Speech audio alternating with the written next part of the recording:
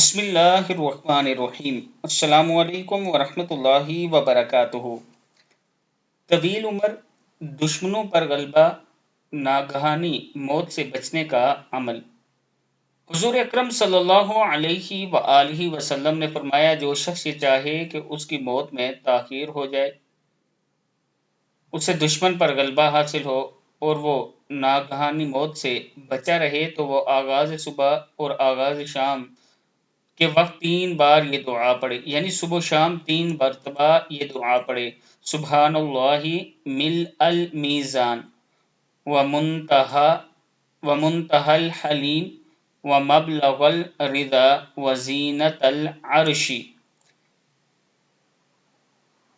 پاک تر ہے اللہ میزان کے انداز کے مطابق، بردباری کی انتہا تک، رضا کی رسائی تک اور عرش کے وزن تک۔